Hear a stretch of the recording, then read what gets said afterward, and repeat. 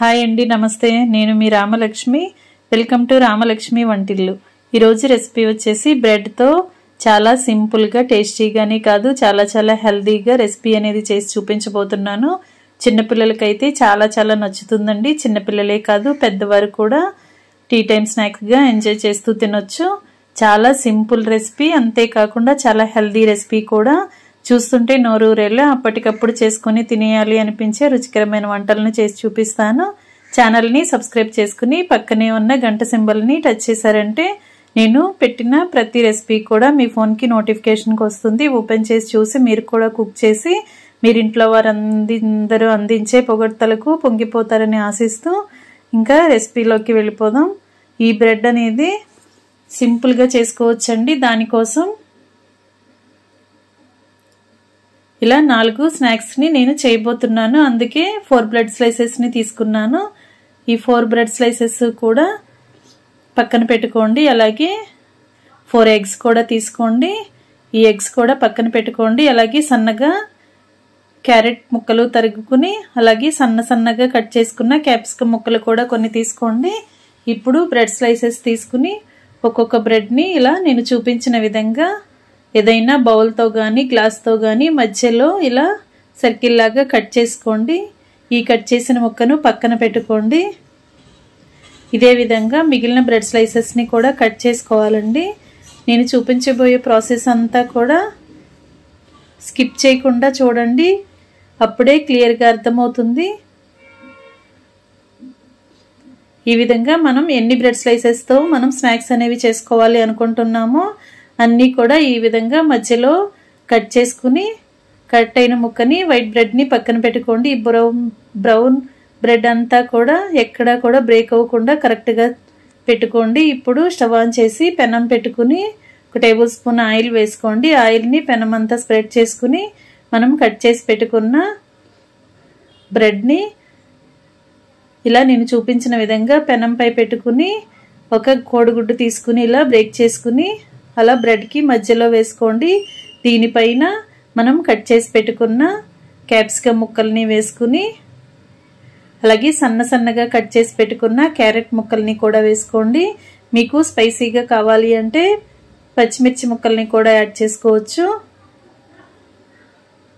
ఇలా క్యారెట్ని క్యాప్సికమ్ని వేసుకున్నాం కదా. ఇప్పుడు చిటికెడు పెప్పర్ పౌడర్ వేసుకోండి. బ్లాక్ పెప్పర్ పౌడర్ వేసుకోండి, మిరియాల పొడి, అలాగే చిటికెడు సాల్ట్ కూడా వేసుకోండి. సాల్ట్ అనేది మీ టేస్ట్కి తగ్గట్టుగా వేసుకోండి. మనం బ్రేక్ చేసి వేసుకున్న ఎగ్ పైన మాత్రమే స్ప్రింకిల్ చేయండి, బ్రెడ్ అంతా కూడా వేయాల్సిన పని లేదు. అలాగే కొంచెంగా కారాన్ని కూడా ఇలా చల్లుతున్నట్లుగా వేసుకోండి. ఇప్పుడు మనం కట్ చేసి పక్కన పెట్టుకున్న వైట్ బ్రెడ్ పీస్ ఉంది కదా, ఆ వైట్ బ్రెడ్ని నేను చూపించిన విధంగా ఎగ్ పైన అంటించండి. ఈ విధంగా పెట్టి ఫ్లేమ్ అంతా కూడా తగ్గించండి. ఇప్పుడు 1 టేబుల్ స్పూన్ నెయ్యిని ఇలా బ్రెడ్ చుట్టూ కూడా వేసినట్లయితే ఆ నేతిని బ్రెడ్ అంతా కూడా బాగా పీల్చుకుని క్రిస్పీగా ఫ్రై అవుతుందండి. నెయ్యి ప్లేస్లో ఆయిల్ అయినా వేసుకోవచ్చు, లేదంటే నెయ్యితోనే మనం చేసుకున్నట్లయితే బ్రెడ్ అనేది చాలా చాలా టేస్టీగా వస్తుంది. స్నాక్స్ అనేవి చాలా రుచిగా వస్తాయి. ఇలా ఒకవైపున బాగా ఫ్రై అయిన తర్వాత వెనక వైపు కూడా టర్న్ చేసి ఫ్రై చేయండి. ఈ ప్రాసెస్ అంతా కూడా లో ఫ్లేమ్లోనే జరగాలి. ఫ్లేమ్ అనేది మంట కొంచెం ఎక్కువైనా కూడా బ్రెడ్ అంతా మాడిపోతుంది, లోపల ఎగ్ అనేది సరిగ్గా ఉడకదు. ఫ్లేమ్ మొత్తం తగ్గించి మాత్రమే మనం ఈ బ్రెడ్ ఫ్రై అనేది చేసుకోవాలి. ఇప్పుడు మరొకటి చూద్దాం. బాగా ఫ్రై అయిన బ్రెడ్ని పక్కన పెట్టేసుకున్నాం కదా. ఇప్పుడు మరొక టేబుల్ స్పూన్ నెయ్యిని వేసుకుని దానిపైన కూడా ఇలా బ్రెడ్ని పెట్టుకుని మధ్యలో క్యారెట్ ముక్కలు క్యాప్సికమ్ ముక్కలు కూడా వేసుకుని ఒక ఎగ్ని బ్రేక్ చేసుకుని అలా వేసుకుని కొంచెంగా సాల్ట్ని, కొంచెం కారము, అలాగే చిటికెడు పెప్పర్ పౌడర్ కూడా వేసుకుని మనం కట్ చేసి పక్కన పెట్టుకున్న వైట్ బ్రెడ్ పీస్ని పైన అంటించటమే.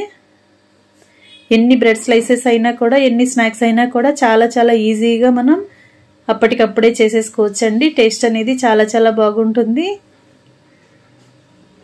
ఇలా మధ్యలో 1 టేబుల్ స్పూన్ నెయ్యిని బ్రెడ్ చుట్టూ కూడా వేసినట్లయితే నెయ్యి అంతా కూడా బ్రెడ్ని బాగా పీల్చుకుని బ్రెడ్ అంతా కూడా నెయ్యిని బాగా పీల్చుకుని క్రిస్పీగా ఫ్రై అవుతుంది.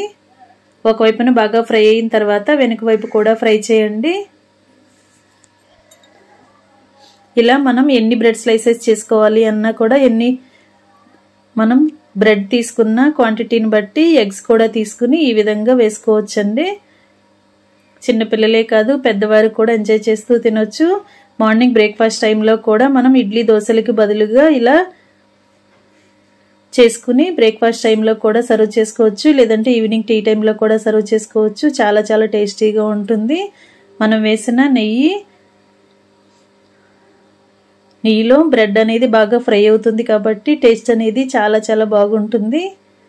ఇలా రెండు వైపులా కూడా బాగా క్రిస్పీగా ఫ్రై అయిన తర్వాత ప్యానం మీద నుంచి తీసి ప్లేట్లోకి పెట్టేసుకోండి. ఇదే విధంగా మనం ఎన్ని బ్రెడ్ని ఫ్రై చేసుకోవాలి అనుకుంటున్నామో అన్నీ కూడా ఇలా ఫ్రై చేసుకుని అన్నీ కూడా సర్వింగ్ ప్లేట్లోకి తీసుకుని పిల్లలకి సర్వ్ చేసుకోవడమే. బ్రెడ్ రెసిపీస్ అంటే పిల్లలకి చాలా చాలా ఇష్టం కదా. అంతేకాకుండా ఎగ్ రెసిపీస్ కూడా పిల్లలకి బాగా నచ్చుతాయి. ఇవి రెండు కలిపి ఈ కాంబినేషన్తో మనం రెసిపీ అనేది చేసామంటే పిల్లలకి బాగా నచ్చుతుంది. ఇంకా బ్రేక్ఫాస్ట్ అనేది అడగకుండా వీటితోనే ఎంజాయ్ చేస్తూ తింటారు. ప్రాసెస్ అంతా కూడా సింపుల్గా ఉంది కదా. మీరు కూడా కుక్ చేయండి, మీ ఇంట్లో వారికి సర్వ్ చేయండి.